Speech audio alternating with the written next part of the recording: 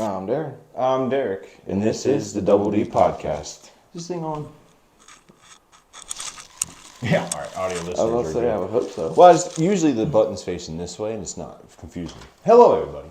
Welcome to another Battle on the Border review. Great show. Great show. New beginnings, February 18th, last week at this point, where we had to take a whole week to fully calm down after the show. It was such a good show. Was a really cool moment, though.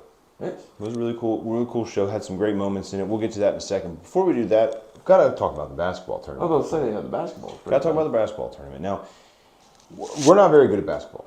That's what we learned. Now, it was for good cause, so that's what's the most important. But we're not good at basketball. No. That's what we learned. Unfortunately, we don't have any clips to show you. We were going to. Truth is, we were too gassed to really worry about. I was too worried about trying to breathe. We're getting pictures. But just know that we're not very good at basketball. But it was a great time. We did face in a game King Bomani and Carson Drake. How did that go? Not well. We lost, which is not a good look for our podcast. I think you're the only one that scored points. I scored all of the points for our team. Carson Drake, I think, scored one or two. Something like that. And Bomani, he's just very big. Very big guy. Yeah, you can't block him. And and I can't get rebounds off of a guy who's like a foot taller than me. Well, I mean, all you have to do is reach his hand up and So, he's got it. They got us on this one. But Carson Drake, listen here, buddy.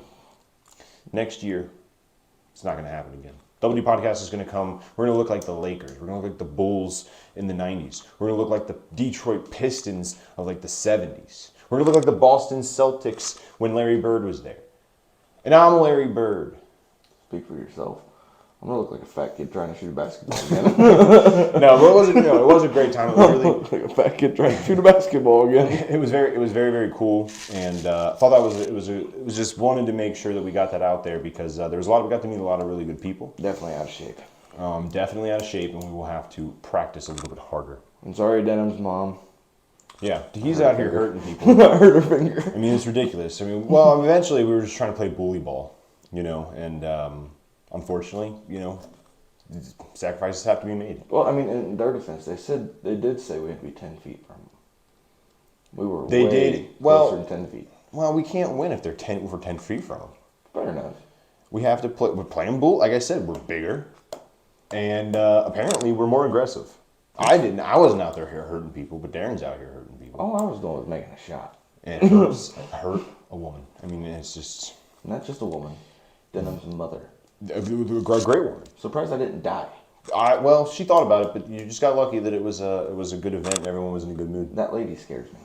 Well, more importantly, though, like I've seen her knock people with a kendo stick. Come on. She has hit Sergeant Ledbetter with a kendo stick in the past. It's you just don't want to mess with Mama Blevins. I was expecting the kendo stick to come out like right out. Like I said, pocket, you're just lucky. You're just lucky that she was in a good mood. All right, plain and simple. Fair enough. You caught her on a good day. You're not always going to catch her on a good day. We got lucky. More importantly, though, let's get into the show. Don't want to waste any of your time. February 18th, New Beginnings, Cleves. No, it was not in Cleves. No. Not a good start. Morrow, Ohio. There we go. Morrow Arts Center. If you didn't catch it, you missed out on a good show. And a very important show. A lot of great stuff happened, including the Hall of Fame induction ceremonies, which had Hardcore Heather, who was inducted by Hooks, who we'll get to in just a second. Jeremy Blevins, of course, who was inducted by Brenda. Mama Blevins, as we call her on this show. I'm not going to disrespect her. She's Mama Blevins. And Shane Douglas, who was introduced by his partner, Brandon Day, of the franchise players. It was a very, very nice induction ceremony. I liked it. It was really cool getting to see some of these people get talked about. Unfortunately, we didn't have the pleasure of knowing Jeremy. We didn't really get to see Hardcore Heather wrestle. And then, of course, Shane Douglas is a legend in his own right. And so it's really, really cool to get to see all these get inducted. Shane Douglas did have a very, very good speech. It was very anti certain company Hall of Fames. We'll keep it that way. You never know where our career is going to go. So I don't want to alienate the possibilities that our career could go. I agree with him. Fuck him. I don't want to name anybody. I mean, he was trying to get a point across. Let's just say that it could possibly be the biggest wrestling company in the world right now who has a Hall of Fame. Let's just say he's not too happy with them and doesn't like them. And I think there's a legit argument that could be made. Very possible. That is a fact. So he was very, very nice. He made it very clear. He said a lot of great things. Said a lot of great things about Battle on the Border fans. And I do have to make sure that we say this. Battle on the Border fans are the greatest fans. We had some people actually come up and say hey to us. The fans are always in a good mood when they come. They always bring it. They're always loud. They're always interactive, and they're ready to go. And this show was no different. Of course, there was a hardcore tournament that, of course, we knew you were going to be interested in. And we're going to kick off the action with that. Hooks and Bomani. Now, this is a rematch of sorts. Hooks and Bomani had wrestled before. They wrestled in, I always forget the name of the place we went. I need you to be better with names here. I usually remember. It's not Morse Hill. Morse Hill Mayhem. At Morse Hill Mayhem, they had a match. Yes. Hooks was able to get the victory. I'm pretty sure that was only because the fans bring the weapons match. Ledbetter was supposed, or Dan was supposed to be there. Dan was supposed to be there. Ledbetter nominated. and Bomani was nominated. And essentially that's what happened this time. So originally the match was actually booked as Ledbetter versus Hooks. Unfortunately for Ledbetter, he was in a car accident, apparently, where he was rear-ended, apparently, which caused his neck to be injured. So he came out walking. He walked out in a. He was either rear-ended or hit by a car. I heard a fan say you got rear-ended, and everyone laughed. That could be a joke. I was like, you got rear-ended. He was scared. Could be a joke. But he said he was hit by a car either way. I don't know if he meant that he was physically hit by a car, his car was hit by a car. Either way, he's injured, neck injured, can't wrestle. So he got the neck injury from being scared-itis. Well, whoa. Possible. I'm not going to make accusations. But Hooks is a scary dude. I don't blame you. It's okay to admit you're scared. I would not want to mess with Hooks. It's okay, bedwetter. And after the way that Bomani treated us in the basketball tournament, I'm not going to lie to you. Once Bomani was, by the way, but he was nominated by Ledbetter, and Bomani did not exactly seem excited. Nope, not at all. To be in this match. He was kind of caught off guard with this. I don't think he even knew that was going to take place when they walked out there. Well, that's what happened. And he thought he was just supporting a bud. Right. It turns out it was more than that. So that is unfortunate for Bomani. I'm starting to notice that Ledbetter throws Bomani under the bus quite a bit. Yeah, he did. Well, you notice that? Bomani's a big guy. He can handle himself. Well, yeah, but maybe Bedwetter needs to face his own people. Well, that is something. He keeps throwing. Listen, again, I'm not making feel bad for Bomani on this. Wow, I mean, I do to a certain extent until. I mean, when your leader's throwing you under the bus. Yeah, that is true. It's like getting you stomped in by an elephant. Well, I don't know. I mean, yeah, it is definitely interesting. Against a heavy metal Viking? Are you kidding me? Yeah, not good. Yeah, you know you're gonna get fucked up. There's some other people. There's definitely other people that he would much rather, I'm sure, go against. But unfortunately for him, he has to deal with Hooks. Still a fantastic match, though. So it was not good for Bomani at first. He's definitely struggling in this matchup to begin. Bomani threw Hook into some chairs, so he was able to finally get some offense in. He hit Hook with a barbed wire 2x4. Now, Hook seems to bleed a lot. Oh, yeah. And he, of course, was bleeding during this match. I mean, if you're seeing Hooks in a match, he's probably bleeding. Most of the time. I don't know if you guys watch AEW, but Jon Moxley bleeds. Like if the wind is too strong outside, Moxley's bleeding. It's kind of the same thing with Hooks, where I feel like Hooks bleed. And now, granted, I mean, there's barbed wire involved, and that's why he bleeds. And hey, listen, if you're going up against someone like Hooks, who's as big and as experienced as him in hardcore wrestling, you got to get a weapon fast, and you got to hit him fast. Yep.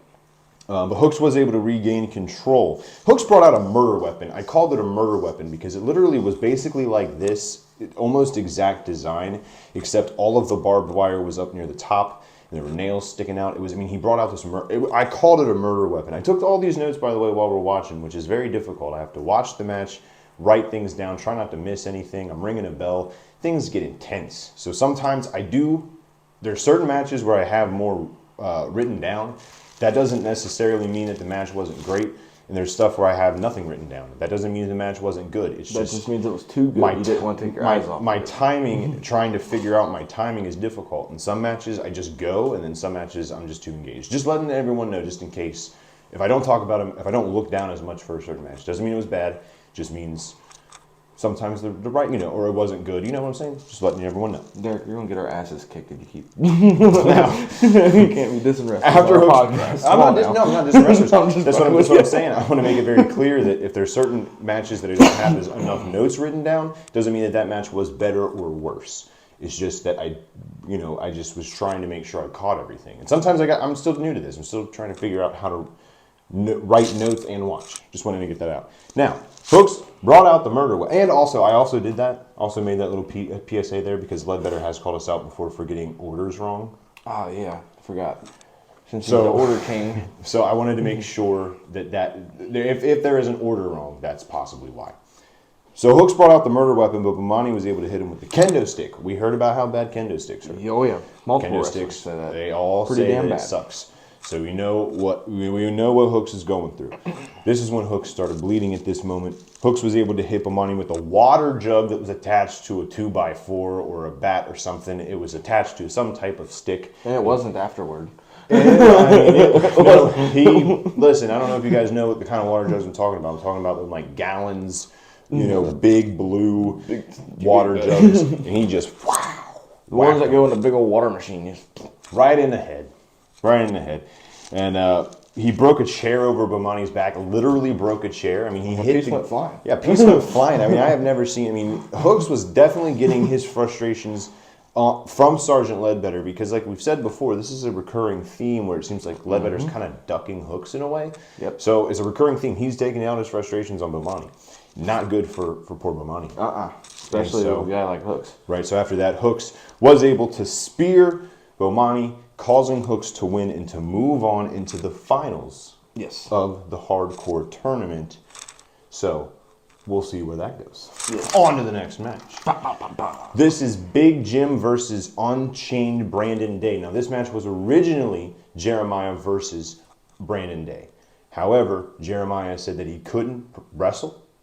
I don't know what the reason was. This isn't the first time that we've seen Jeremiah had this. The last time we seen it was Shane Douglas, I believe, where it was. I think it was supposed to be a tag team match. Brandon Day wasn't able to show up. Pompano Joe stepped up and he said, I'll take on Brandon Day. Jeremiah definitely gets involved. He wasn't hurt, but he also didn't wrestle. And you got to wonder, is it that Jeremiah is maybe trying to find a better time to face? Because they're having this long-term rivalry right now with the franchise players.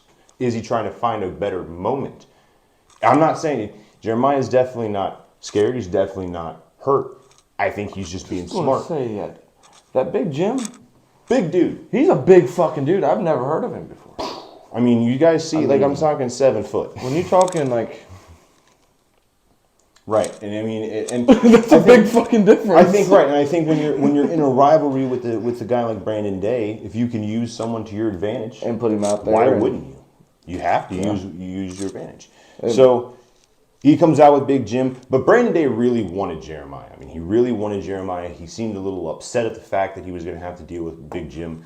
It's unfortunate for Brandon Day, but listen, Brandon Day is not scared of anybody. It doesn't matter if the dude's Brandon Day's a big dude as well. Oh, he is. He's not scared of nobody. He's ready. Now, this was a very good match. I was very, very involved in this one. Jim obviously was able to overpower Day early because, again, Big Jim. Big is huge Jim should be his name. Yeah, he's like huge 7 foot Jim. tall. Hold on, my mom texts me. I'm going to make sure it's nothing serious. Just a YouTube link. All right. We're good. Just wanted to make sure. But Day was able to overpower Jim with his technical wrestling. So anytime you wrestle a big guy, you always hear speed kills, or working the joints. And that seemed to be the way that Brandon Day knew he was going to be able to get to Big Jim. He was very smart. Yeah, considering this dude is massive. He's very big. Jeremiah did get involved in this match. That's why I said I knew he wasn't injured. But referee gets his back turned. Jeremiah took a little bit of an advantage. I mean, listen, if the ref doesn't see it, did it actually happen? That's what people say. That's what I hear a lot in the wrestling community, guys. I mean, that's what we've been told before. It's like the old saying: if a tree falls in the forest and no one's around to hear it, did it actually fall? Does bear shit in the woods? Then it's still cheating. Right. I heard something still really cheating, funny. homies. Does a bear? There was something I was watching a Netflix show, and someone said, "Does a bear shit in the woods?" And then they used another saying like that was even funnier. I cannot remember it. Fuck. Either way, God, should have wrote it down. I've heard it from Carson Drake, Sergeant Ledbetter. Yeah. But guys, regardless, still cheap. Well, I think the thing is, yeah, you know, Darren is looking at things from a moral compass, and that's the problem. That's your problem. You know, you need to look at things. Well, they need to opportunity. not be cheap. Opportunity is what's important. Not be cheap. Opportunity is what's important, and Jeremiah took opportunity. You can't blame a man for taking opportunity. And it always seems to be the bad guys that are cheap. Well, now, Darren, are you getting... Listen. Well, he is. Are you starting to Ledbetter's not a good dude. Carson Drake's not a good dude. Jeremiah's not a good dude. Actually, Jeremiah is literally a bad dude. Yeah, I mean... It's in his name. Like, all these guys... And, who else? That little blonde dude. Manager. Can't even remember his name. I'm having such a brain fart because my mind's going so fucked up with all this cheating that's going on in Battle on the Border. These referees need to figure it out. It's like all these guys, like, maybe the bad guys just can't wrestle with good guys. Maybe the good guys are just too damn good. Right. Good guys always win. It's very funny. Let me read on that. I can't remember. Yeah, good guys always win. All right, that's fine. All right. I'm sorry I keep messing with this microphone, but it's annoying me. I'm just hook it to your hair. I'm hooking it to my hair.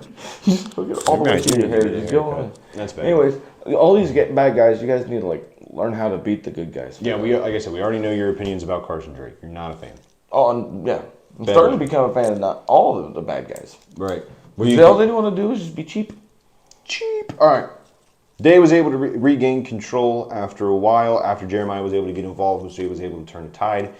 Day was able to regain control. Day then put Jim in a tree of woe, I believe that the move is called. It's where he ties him up in like the corner in the turnbuckle area, which is a huge dude to do that on. I mean, that's an impressive thing to be able to tie a big dude up like that in pretzel. So very, very interesting to see. And then Jim was able to somehow kick out after a high fly move. Day climbs up to the top, high fly move. Jim was able to kick out. This is where I start paying a lot of attention to this match. Did not expect someone like Brandon Day to get up to the top. But listen, if you're facing someone like Jim and you have the outside interference by Jeremiah, you have to pull out all the tricks in the book possible.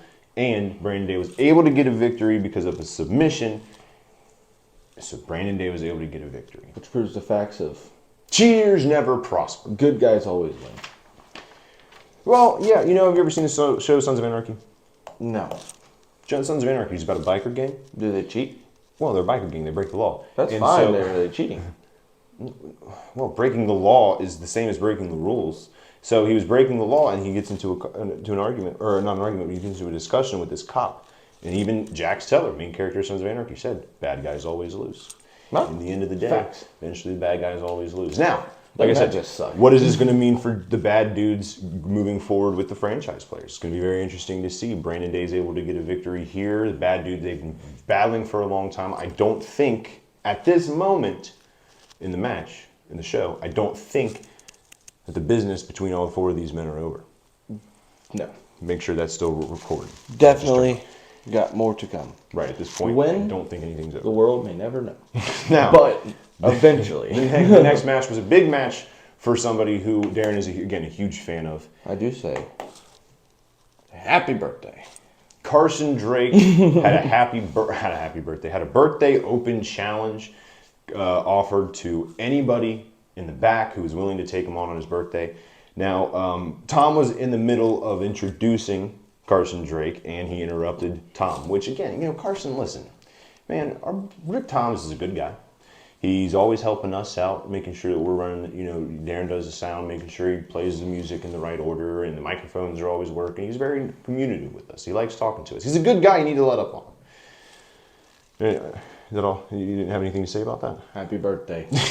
Okay, interesting. So, I'll be nice to him on that.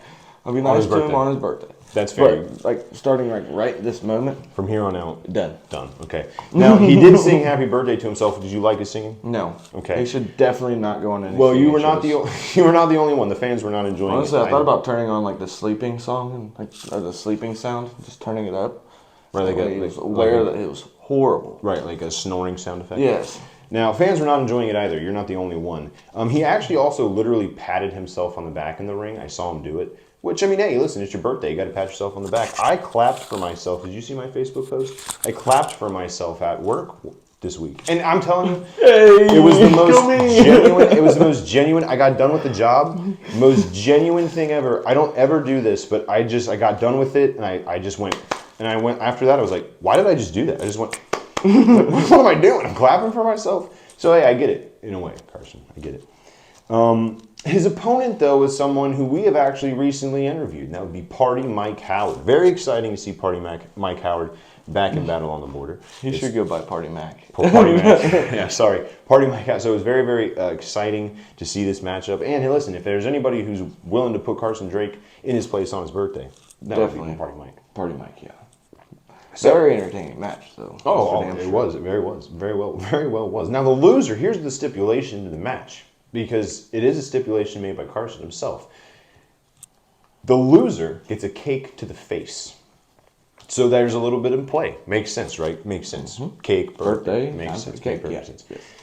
So first off, Carson made fun of Party Mike's girlfriend, which low blow, dude. That's not very nice. I mean, I know it's your birthday, but you can only get away with so much. Yes. Only get away with so much. Drake started kind of just abusing Mike on the outside during this match. I mean, the match had already started, of course, at this point. If anyone knows anything about Carson Drake, he's loud during his matches. And it takes forever to get it started. And so he was making fun of Mike's girlfriend, which was just unnecessary, saying some suggestive things about Mike's girlfriend. Listen, I don't think that's, again, low blows, not necessary. Don't care if it's your birthday or not. You can't just be a dick all the time. Carson. Sorry. Lost my cool there for a second. Yeah, Carson. So Drake started abusing Mike on the outside. Finally, Mike was able to take control after getting back into the ring with Carson, but Drake was able to get him with a big suplex. So it's just not going good for Party Mike here to start out. But hey, listen, still plenty of time in this matchup. Still early on in the matchup. Drake was able to make fun, started to make fun of the ref and Mike's girlfriend again. I mean, this guy's literally, it feels like at this point in this matchup, he's kind of just trying to piss Party Mike off. And I don't know why. That would be a good idea for him. I think maybe that's why Carson loses a little. Listen, Carson... A little? Carson... He loses quite a bit. Carson, listen, when he wins, he gets lucky. Listen, he's Cincy wrestling champion. I'm not taking anything away from Carson as a competitor. However, I think if you spend a little bit less time... We said this the last time about Cantina and Eric Surge. Cantina made fun of Surge so much that it just pissed him off. This is kind of the same thing where it's like he's poking a bear with a stick. We just saw Cocaine Bear. At least he's not on coke. We just saw Cocaine Bear. That's why I made that reference. Drake was able to target Mike's knee. Eventually, Mike was able to get back into control. Mike got a 2 count on Drake, but Drake was able to grab the rope, so the match isn't over. By the way, during this whole thing, I mean, the crowd is so on Party Mike's side. They love Party Mike. When he came out, man, Party Mike got it. And it definitely helps he's facing I get excited when Party Mike comes out. Dude, he brings the party with him. He's literally Party Mike. I mean, we still need a Party Mike. Yeah, Mike. So, I mean, the fans are super on his side. They're super against. I mean, when he grabbed the rope, I mean, the fans were not happy. They really wanted to see Carson Drake get that cake in the face. So, Drake was able to hit a slingshot off of a rope.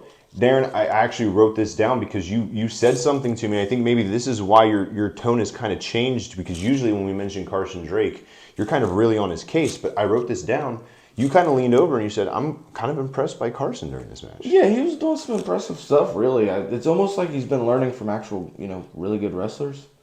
So he finally took lessons and actually his brain was able to comprehend what he's doing, because he's starting to actually wrestle like... Wow, so not we're like seeing... a total dumbass. So we're seeing a change here. Darren's starting to become a little bit of a fan of Carson Drake. Maybe he's wrestling. I wouldn't say a fan. Wow.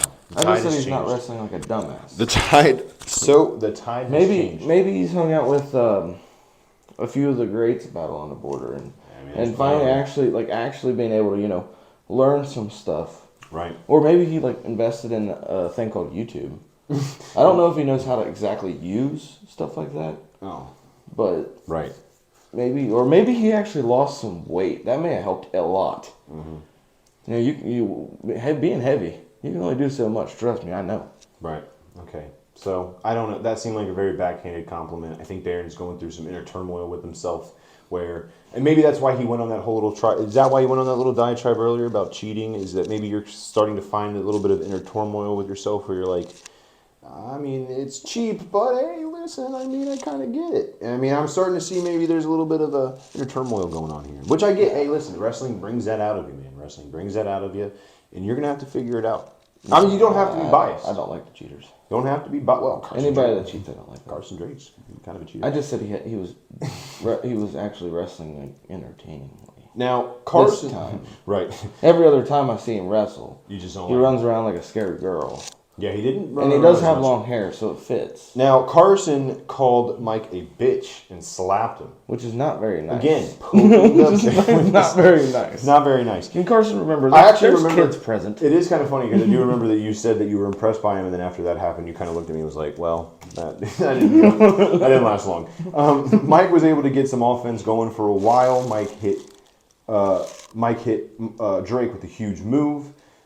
Best match of the night so far, in our opinions. We were both talking about it. We were the most impressed by this match so far. I mean, we didn't know who his opponent was going to be coming in, so we couldn't say this is a match we're looking forward to. So we didn't have any expectations, but man, any expectation we did have in this match really blew the roof off. And Carson actually did perform pretty damn decent. He That's actually, took some wrestling. I would like to know who he took the wrestling classes from to figure out how the fuck they deal with him. We did, but we did props write to them. We did write down during this that it did have the worst result, however, because unfortunately for Party Mike, Carson Drake did get the victory on his birthday, which seems fitting. I gotta tell him,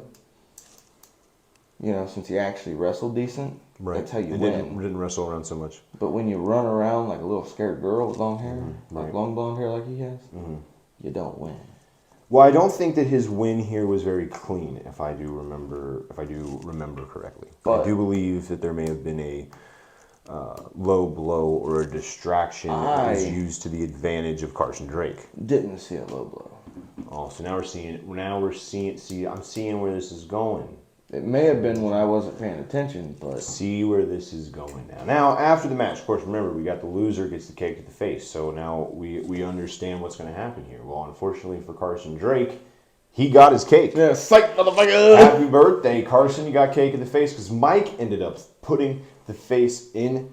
putting the cake into the face of Carson Drake. Sorry. And cake boy, face, he was it's all the same. not happy. He was not happy at all. The fans were absolutely... They loved it, though. We heard it for a good 5 minutes after he got out of the ring. I was going to say... He was standing over by the exit door. Like, he was just not go through the door. He was not very happy. Well, he was not very happy because the fans then started singing Happy Birthday. So they started to kind of rub it in his face, which, again, hey... he was still in that cake bit after all the matches. Well, listen, the cake... When he was walking out leaving, the fucking cake. The cake's hard. Yeah, he was not very happy. I mean, listen, that's not how anybody wants to end their birthday. Nobody wants to end their birthday with cake in their face, literally. Wow. I mean, that's even a saying. Cake in my face. It's like, oh, screw me sideways. They would have put the cake in his face, and then I don't know where the sponge was. You take a little candle. Yeah, it'd been easier for him to blow it out. Yeah, they could have. They definitely could have. Just blow it. So that was the halfway point of the match. At this point, we're going to take a little quick break from a word from our sponsor on the audio version, not the video version. This guy. Yeah, so audio listeners, sorry. Video listeners, we'll be right back in just a split second. Are we back? No. Oh. Did you want me to stop that video? We don't have to. Maybe. It'll process after. It will process through? Yeah. Okay. And we're back. Welcome back, everybody. Hope you enjoyed the break. Usually we actually physically take a break. We didn't take a break this time. No. Must be getting tired. No. We're getting tired. Ready to party. Ready to party. All right. Next match. Boozing. King Kong Pete versus the franchise, the new Battle on the Border Hall of Famer Shane Douglas. And I'm gonna throw this out there. King Kong Pete is a goofy mofo. You know what, man? King Kong Pete is taller than I remember. Oh yeah. I don't know why. Oh, no, I don't know. Oh, that's why your phone's almost dying. That's why you want to. That's why you're rushing here. I get it. 20% will last. Just hit the Lomo. There you go. Now, the Lomo. You got the Lomo. The Lomo. Now, this one I wrote down that it was a unique matchup in my opinion. I'm starting to get used to King Kong Pete. We've seen him twice now, so I'm still getting used to him. He comes out in banana stick. He does have a banana stick. He also comes out, for those who haven't seen him, he comes out in a mask, a monkey mask, essentially, an ape mask. So badass. It's a very nice mask, and it is. So I'm still getting used to that. But man, let me tell you something. As goofy as you say he's goofy, but let me tell you something. That man is no joke in the ring. Oh no, he's no joke. But I'm just meaning with his entrance. He is goofy. He is, but listen. But I mean, I wouldn't say that to his face. You know, I'm not saying it. It's like he watches the podcast.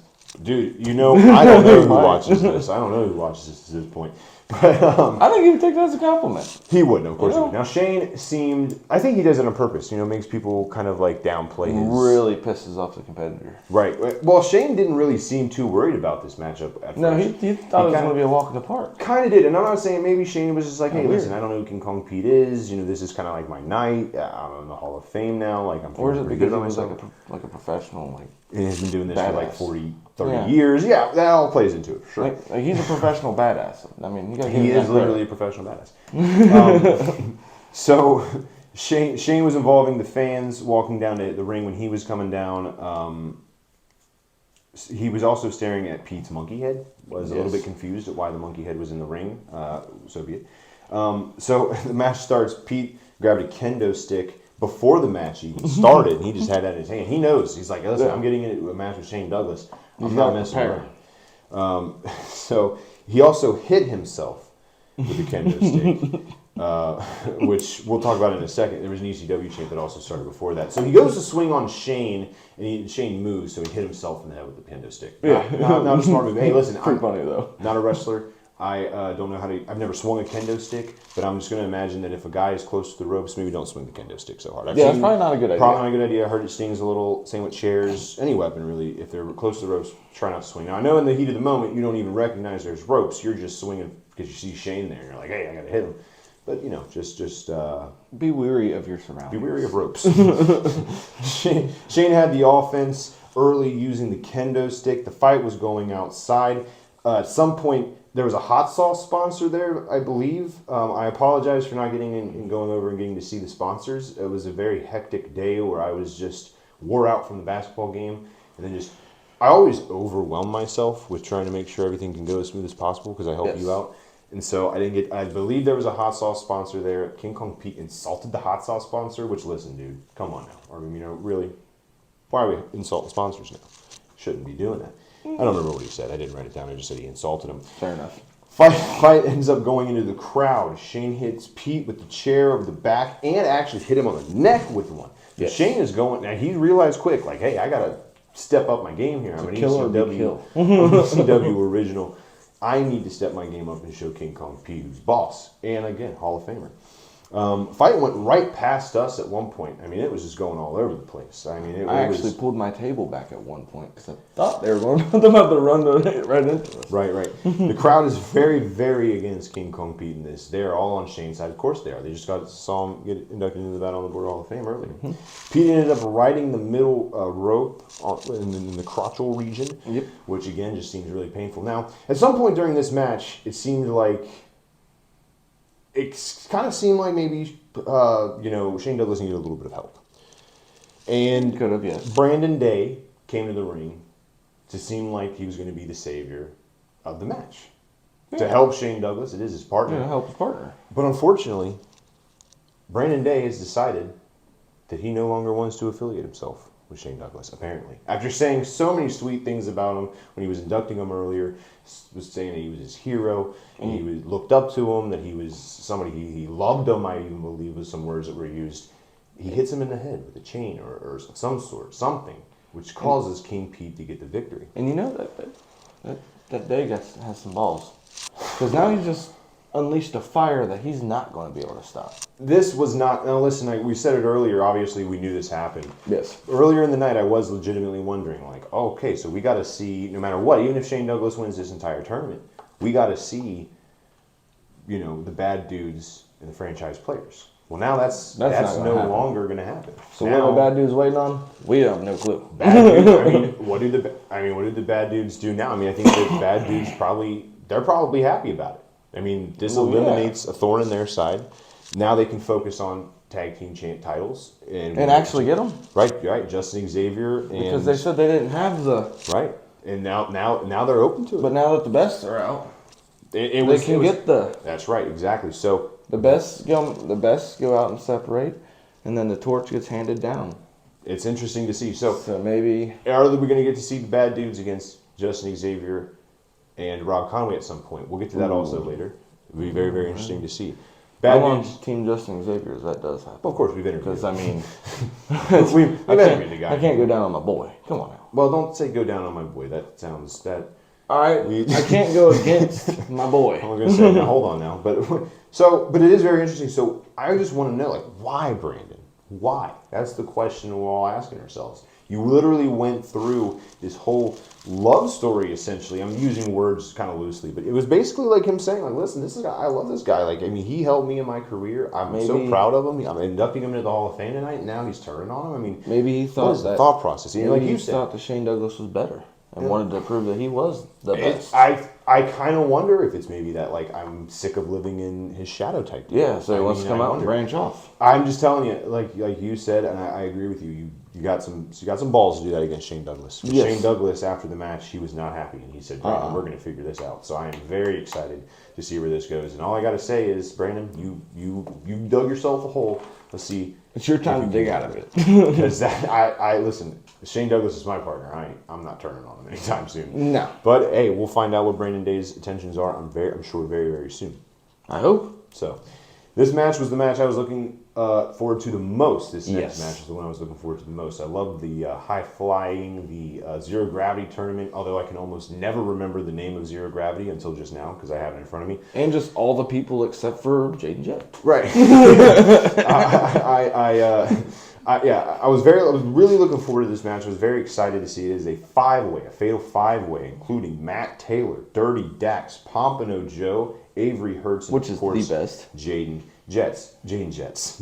Now, Jaden Jett is Jaden turns his jets on when Avery comes after his ass. Yeah, that's right. And so he is currently the champion as of this moment. Again, this is one of the matches where I just wasn't able to get as much in because I was so glued. I got to there was a lot going on. There was a lot going on. There's 5 people. I can only do so much. I mean, at some point you get people ganging up on people, and then people are everywhere. You got people fucking hiding. It's a whole match in itself. You have to pay attention. And again, as I've said before in these reviews, I do these reviews for people who weren't there. However, if you're there, you'd be able to see it. You're there. I like to think that if you're there and you hear the review, you'll be able to paint a clearer picture in your head, and you'll be like, "Oh, I remember that when that happened." I always recommend people to go listen to our reviews, see if you agree with us. Let us know down in the comments below. Also, you should go to a Battle on the Border event at least once in your life. Of course. You should go to every single one. Jexy Black was the one who introduced Matt Taylor. I wrote down that she was very mean to the fans pre-match, which, again, why? Don't appreciate it. It's about normal. You know it is.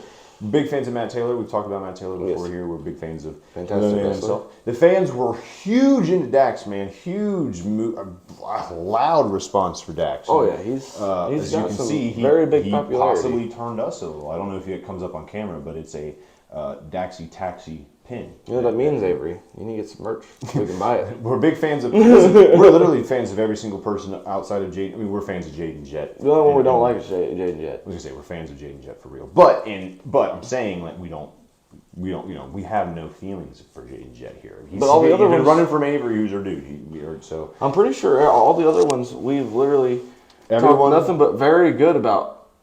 All of these wrestlers except for Jaden Jett. I was gonna say, we've talked very good about them. We've had Avery on the show before. We've had Pompano Joe on the show before.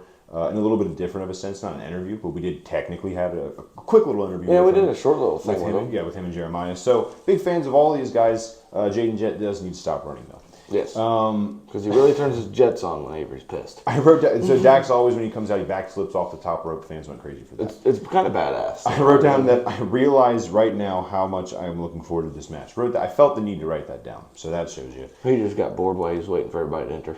Avery was ready for Jett to come down because, man, he was, as we talked about on December 31st at the New Year's Eve show, after Jaden Jett stole the victory from Avery Hertz, as Avery Hertz described it himself. He ran away. So Avery was ready, man. He was not letting Jaden Jett do that again. Oh, he was on to him as he was entering. During his entrance, he was freaking on him. Right. Now, the match started with everyone kind of taking turns getting shots in on Jett. Jett was in the middle of the ring. He was getting punched. Ooh, turn around punch. Ooh, turn around punch. So he was kind of getting in, and Matt Taylor hits him with a super kick. And then after that moment, chaos ensued. Flips over the top rope. Flips over the top rope. I think that Dax went over the top rope. Taylor may have went over the top ropes. Dax was jumping off the top rope onto the outside of the ring from the turnbuckle, from the corner, and I mean there was just flying all over the place. Pompano Joe was flying all over the place. High action, couldn't keep it all. I told Darren, I was like, I can't look away from this. And so the people who did not watch this match, who weren't there to see it, you're missing out. I didn't get a lot of notes down on this. And you should have been there. And the reason is because you need to be there. I need to leave some suspense. So I apologize for not getting all of the details in this match, but that's on you for not going. And for those that did go, you know how awesome this match was. It's always awesome when you get these 5 people in the ring. Now I do know how it ended, because it just so happens that Jaden Jett stole the victory once again from Avery Hurst. 2 times in a row. Same thing happened as last time. Avery chased Jaden just for a minute, realized, listen, it ain't worth it. I'm going to give my shot eventually again. And he knows he is, because it has now been confirmed that coming up here very soon, March 25th. He always knows dates. I'm terrible with dates. March 25th, Battle on the Border, Jaden Jett, Avery Hurst, 1-on-1 finally for the Zero Gravity Championship. But mind you, Jaden Jett got the pin on Avery Hurst. Right. So you would imagine how pretty pissed off he was. Oh, he was. So, listen, this match had everything you wanted. If you're into fast-paced, high-octane, high-flying moves, this was the match for you. I absolutely loved it. If anyone who was in this match is listening, kudos to you. I wrote down my favorite match of the night by far.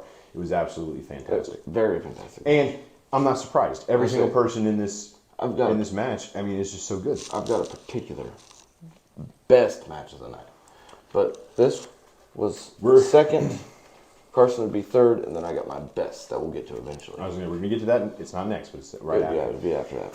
Now, this one is a #1 contenders match for the current Battle on the Border heavyweight champion, Brian Pillman. Who wins this match? Will it be Paxton Calloway, or will it be Fulton, Madman Fulton? Yes. Who will win? This also has a little bit of another implication. Of course, these two are going at it, but it has another implication. Mind you, that Bobby Fulton, who is the manager for Paxton Calloway, does not like David Bonavist. I was going to say, mind you, their managers were both there as well. So this was going to always be a crazy match, a lot to pay attention to. Let me tell you something, Bobby Fulton.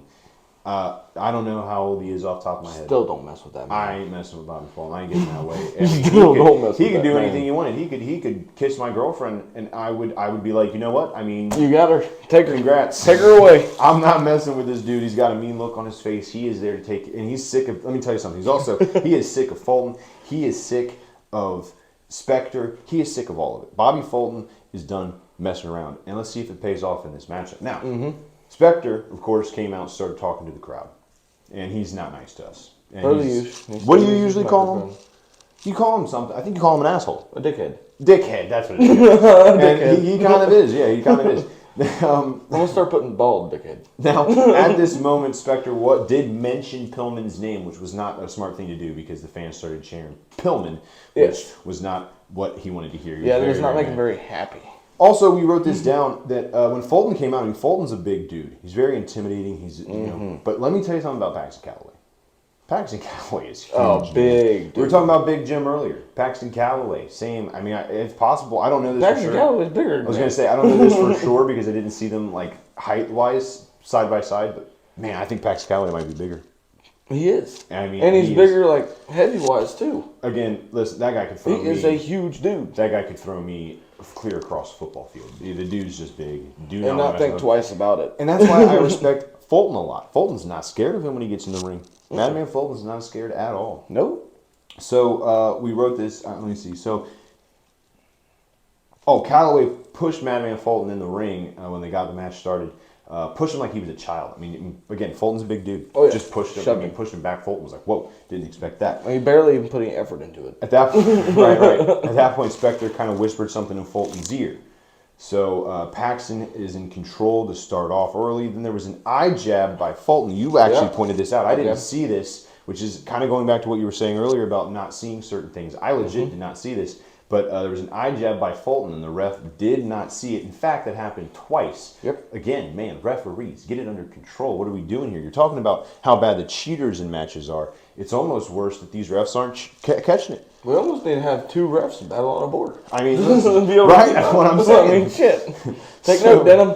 2 refs. Write it down. 2 refs. At this point, Fulton took a break after the first eye jab to kind of get himself up because, again, Paxton kind of had control, catch his breath, regain some momentum in himself. Callaway was able to hold Paxton up. I think I meant Fulton. Callaway was able to hold Fulton up for a long time before a slam. The action then went to the outside. Again, writing this down fast, chicken scratch. Paxton starts abusing him on the outside.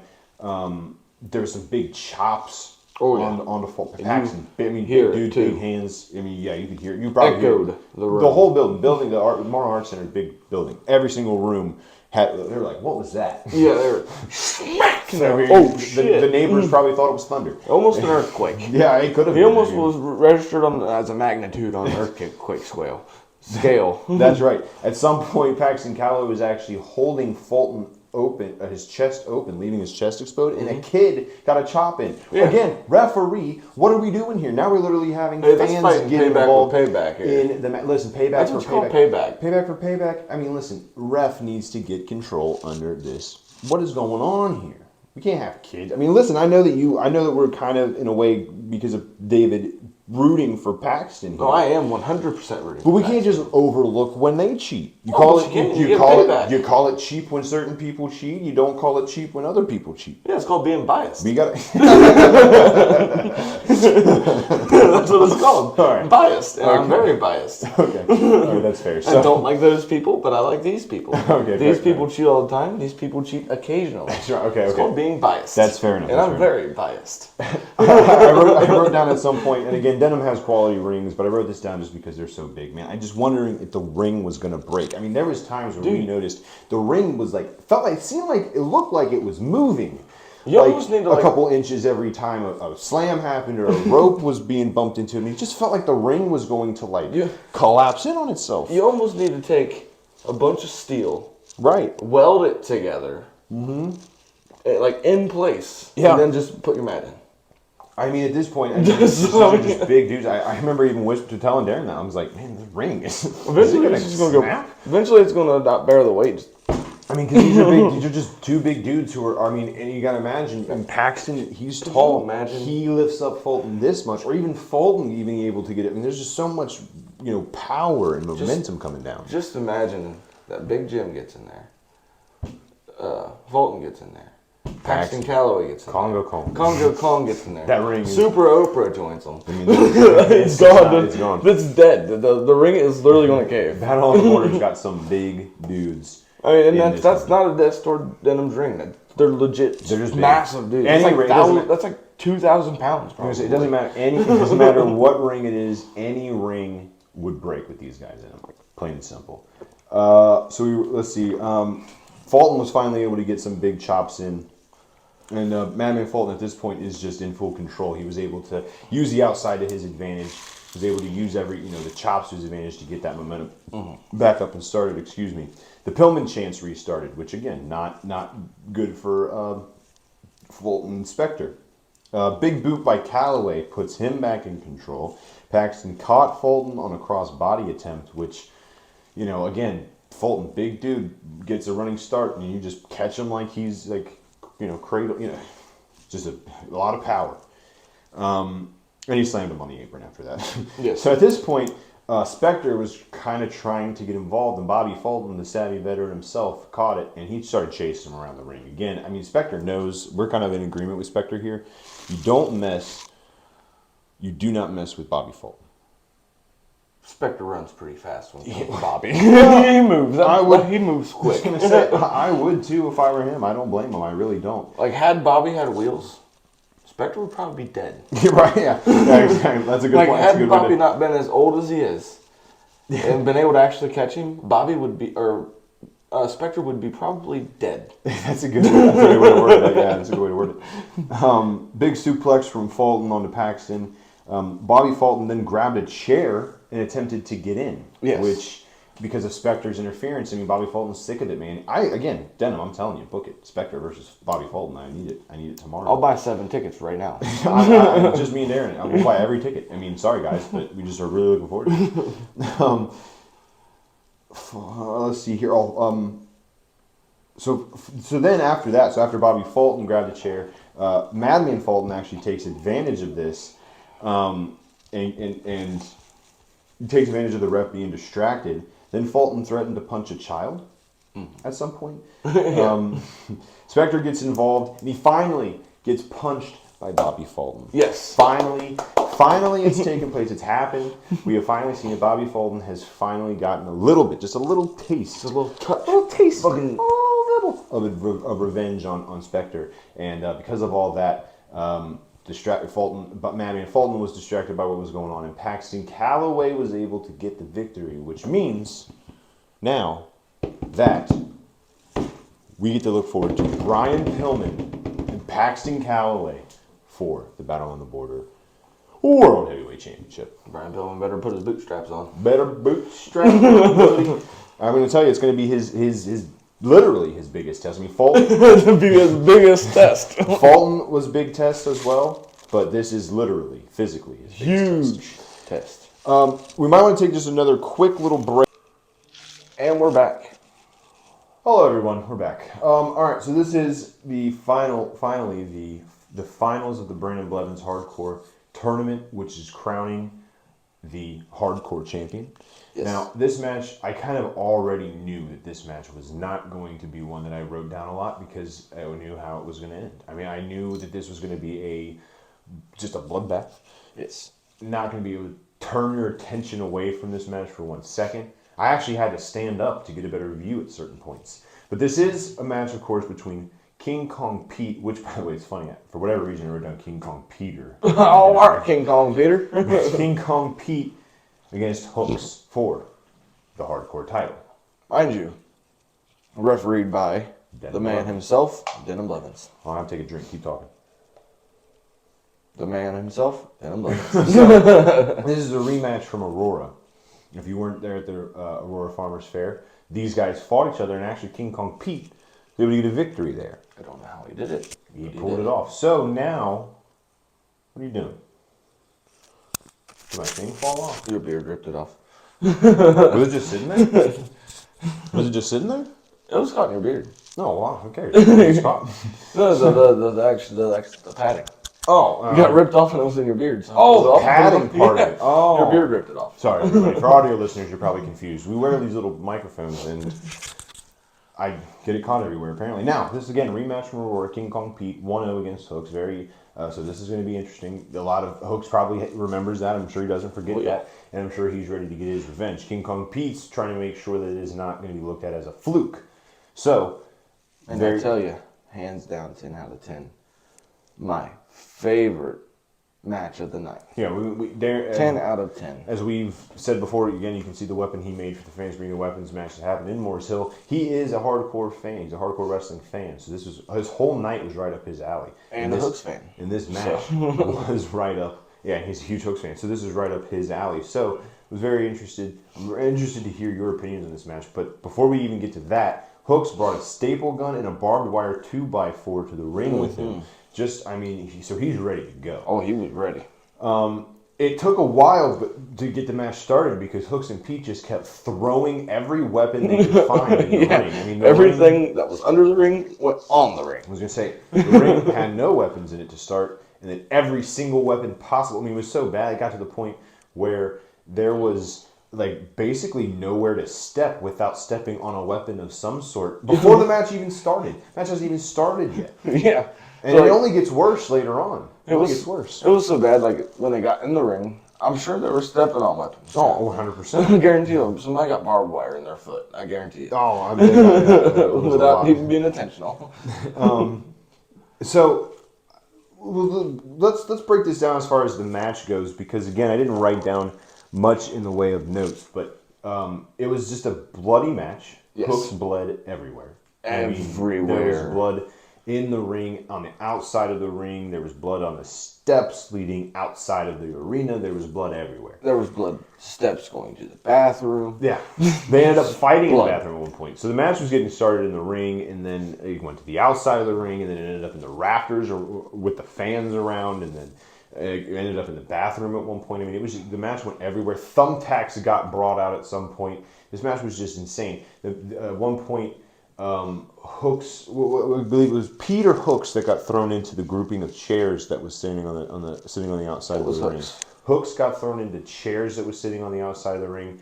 I mean, this match literally went everywhere. It was just an absolute massacre. There's some pictures that you can see on social media, on Facebook, Battle on the Border Pro Wrestling. Follow them on Facebook also, BOTB Brigade. Check them out. You can see the pictures of the aftermath of this. I mean, the apron was just covered. The mat was just covered the canvas was covered, man. I mean, covered in blood. You just called that 3 different names. Mat, apron, canvas. Like, damn. Actually called a mat or a canvas. The apron's the outside part. I've always just called it a mat. But the mat was covered. I could cover the ring. There's 4 names for it. It was just covered. Blood was everywhere. And then at one point, I can't remember who it was, somebody got thrown into a chair next to head security guard Mike's son, like right next to him. That's what we were talking about earlier with Hooks getting thrown into it. I mean, it's everywhere. It went everywhere. So yes. I'm going to leave this to you. What was your opinions on the match? Without revealing the winner yet, what was your opinions on the match? What was your favorite memories from the match? I mean, anything that stands out for you? Well, let's just say that King Kong Pete must be fast. Oh, of course. Because he didn't really bleed. He did not bleed. Hooks was the only one bleeding. So, but that is not to say that Hooks didn't get in a lot of good shots on him. Oh, he definitely got good shots on him. It's just that sometimes it seems like, man, the luck of the It just seemed like Hooks was just getting nailed with every single weapon that it is worth mentioning they could possibly find. King Kong Pete did not bleed earlier. Hooks did. So reopening that wound isn't super hard. And it's probably going to make it bleed a little worse. And it's going to make it bleed worse. So overall, I mean, King Kong Pete... I just remember when you were talking about how they went up in the fans, King Kong Pete took Hooks and slammed him into the chairs, or in the stand itself. In the bleachers, yeah. And I'm sure that didn't go real well. Could not feel good. I mean, but King Kong Pete was ultimately like annihilating at first. He was getting a lot of me. good shots, but and Hooks was battling not just King Kong Pete, but now the blood in his own blood in his eyes, blood everywhere. I mean, I'm sure he's starting to get a little dizzy with the loss of blood. I mean, it just could not have been a good sight. And again, thumbtacks were brought in, and Hooks brought him in. And he dumped them all out, and eventually King Kong Pete did. I mean, at this point, I'm sure Denham got thumbtacks in him. I mean, they were everywhere. Well, I was say, I'm sure like everybody that was in that ring thumbtacked. Yeah. So I mean, there was at one point where King Kong Pete was actually walking on the outside of the ring, and you could hear the thumbtacks clink. There was also a match. There was also a point in this match where King Kong Pete tried to like kind of walk away from the match almost. Kind of. Oh, he did. He was twice. He tried to walk out that motherfucker. And Hooks was like, I don't think so. And then King Kong Pete was like, yeah, this is for the title. I can't do that. I mean, eventually, I mean, it's possible he was just getting a breather. But he did go to the back, it seemed like, and then Hooks came back and he was just dragging him back. Like, no, bring him right back. He's like, this ain't done yet. At the end of this, though, at the end of the day, the first match, and I say first match for a reason, ends with Hooks getting a victory. Yes. Now, at this point, super excited for Hooks. Again, you're a big fan of Hooks. Yes. We're all fans here. Very big fan of Hooks. So we were excited to see it. And then again, no slight to King Kong Pete at all. Honestly, King Kong Pete, earlier, we didn't say this earlier, but earlier in the night, we were super impressed with Dax. Performed very well. We were really not surprised because we knew he was a good wrestler, but just like he impressed us a lot. Not that again, our opinion means nothing, but and it doesn't mean anything here to say that we're impressed with King Kong Pete, but it's just from 2 fans to a wrestler. Hey, listen, impressed. Still the Double D podcast. It was impressive. Well, we broadcast. Well, yeah, that matters. I'm just saying, we matter. No, we matter. No, I'm just saying. As far as our opinions, I mean, it doesn't matter as far as everyone's opinion is relevant. Okay, listen. Okay, but my point is that King Kong Pete he did his best. He tried his hardest. I gotta say, we gotta give this King Kong Pete guy a medal. But it isn't for winning. No, of course not. He didn't. Do you remember back in like grade school, like everybody would get a trophy? So we would have to make King Kong Pete feel a little good. Get a participation trophy. You're just rubbing it in because your favorite one. I understand it now. Well, not just my favorite, the best. Right. I understand. In Battle on the Border history. Now, I agree. I agree with you. Hooks is very impressive. I'm not disagreeing with you. Now, I said earlier, first match for a very, very good reason because at this point, the previously thought to be injured Sergeant Ledbetter seem to have miraculously healed at this point. Very quickly. I don't know what happened. Who knows what happened? Must have had a very good medic in the back. Battle on the Border only hires the best. So I'm assuming the medic was top notch. I'm assuming who knows what happened. Is it possible, and again, call me a conspiracy theorist here, but is it possible maybe he was faking the injury earlier? He's always ducking hooks. I just don't know. Point is, though, all of a sudden he's miraculously healed, and it's important to know that he's healed because he is currently the golden ticket holder. Yes. Golden ticket holder, you can get a match anytime, anywhere for a title. And in fact, Sergeant Ledbetter offered to cash in the golden ticket when he fought Denham a couple of events ago. But Denham said he didn't need to. But Denham said he didn't need to, and he didn't want him to because I'm going to fight you. You don't need to cash that in on me. I'm willing to do it. So yeah, and he talks shit about his mom, which doesn't help. You cannot talk bad about Mama Blevins. We've been over the rules. Now, the most important thing in this is to know that he cashes in, and it's kind of funny, Darren and Blevins being the special guest referee here. It's kind of rubbing a little bit of wound, like salt into the wound, because they have that big 4-on-4 control of Battle on the Border match coming up on March 25th. Yes. So, that's interesting to know. Now, he does cash it in, and it does not work. So Sergeant Ledbetter cashed in the golden ticket. It did not work.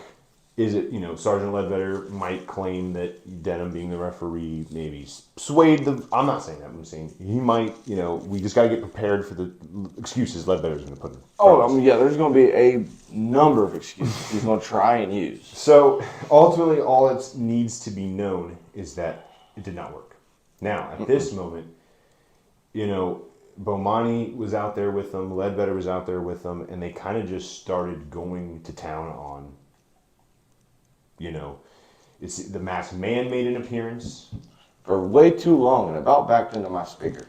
Well, we'll get to that in a second. Ahead a little. But yes, the Masked Man made an appearance and kind of got involved. Now, again, Sergeant Ledbetter and Bomani, they claim, because they were going to town on hooks, and Denham was there, like, get out of the ring.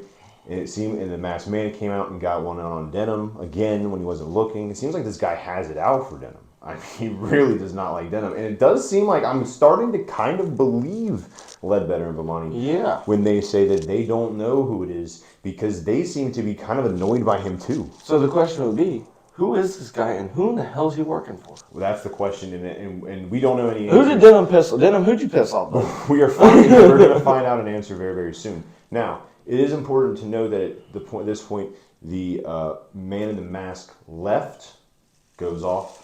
The door's right here. We're sitting right here. He goes off. But doesn't run off. He just walks. Right. Now, so at this point in the ring, Bomani and Ledbetter are doing their thing. And it seems like a man comes back standing out. And he kind of has the same thing that the Masked Man had on, minus the mask. So at first I thought, is this the man in the mask? Yeah. Are we going to find out who he is? And then I noticed who it was. And this is someone that we had actually floated out early in a theory. And you're never going to believe who it is until we tell you. Amos is back. Yes. Scotty Amos is back. Super happy to see him back. And he saves Hooks, Blevins, Denham, as we call him.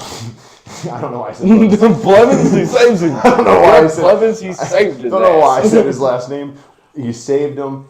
Welcome back for him. Super excited to see him back. And that's when Denham makes the announcement that Hooks and Amos is going to be on his team. That's 3 members. We still need one more member to be announced. And mind you, why that's happening, the Masked Man, Bomani, and Ledbetter's all still standing out there. Right, and again, this is what I wanted to say. So, like, Ledbetter and Bomani are standing here. Masked Man is standing in the back, and they're kind of giving him even looks like... Yeah, like, who the fuck is this guy? I don't know who this guy is and what's going on. I legitimately actually do believe now that they don't know who it is. It's almost like they are confused. They're acting like he's forced to be partners with him because Denham requested it. But they want this match so damn bad they want that they're willing just to deal with him. But what they say is... You hear the annoyment in their voice. An enemy of my enemy is my friend. So we always hear it. It seems like that's kind of where Bomani and Ledbetter are. Dealing with it. They're just kind of dealing with it. They're not happy, but they got to deal with it. Now, it was also made very clear that Bomani and Ledbetter did make an offer to Hooks to join their team instead. Hooks, of course, said no. Obviously. So, as of this moment, we do know that it is Ledbetter, Craven. It's the Army of Destiny. Plus Craven one. Bomani, and the Masked Man, who I actually do truly believe they don't know who he is either. So it's interesting to see, what that means. Against 3 members confirmed: Denham, Hooks, and Amos. Who is going to be that 4th member? We don't know. I think they should pick Paxton Calloway. That would be smart because Craven's a big dude. Yeah, but Paxton right now is focused on the world title. But it could be. I'm not saying, hey, Paxton, he's willing to work. Does he like his boss? That's why. Does he want to work under his boss, or does he want to work under Ledbetter? It could be a number of people, and we're going to find out very, very soon who that is. But what we need to find out is who is the man behind the mask. I'm clueless. I've been clueless for months. We've tried our best. We blamed everybody under the sun, and Amos is someone who we blamed, and he was not the masked man. We were wrong on that. Again, terrible investigators here. I'm going to stick with who I said originally. I don't know who that is. Fucking, You don't know who Daxie. No, I don't. Why would it be him? It doesn't fit the profile. It doesn't make sense. I'm leaning towards He Jaden could be Jet. wearing high heel shoes. I'm leaning towards Jaden Jet. I really am. The thing is, they're both small, so it's hard to tell. It is somebody who is of smaller stature that is notable, and I think that wears a baggy sweatshirt. I mean, you kind of can't tell exactly how small they truly are. It could be anybody. The question is, who is it going to be? We don't know. We don't know who Denham's opponent or his friend is, his partner is going to be either. So there's a lot of questions leading into the next event. Which, by the way, I have to get my phone out and read some of the matches that have kind of been confirmed and things that we can look forward to. So of course we do have, mind you, you could tell that they really didn't. That Ledbetter and Bomai really didn't like this guy because when they were leaving, they're like, "What are you doing? Move! Yeah, Get out of here! Go away!" Yeah, they're not friendly with them at all. Yes. Now, again, so far confirmed 4-on-4 match between who we were just mentioning, Army of Destiny against Team Denham Blevins, who currently has Hook and Scotty Amos. Yes. We also have a zero gravity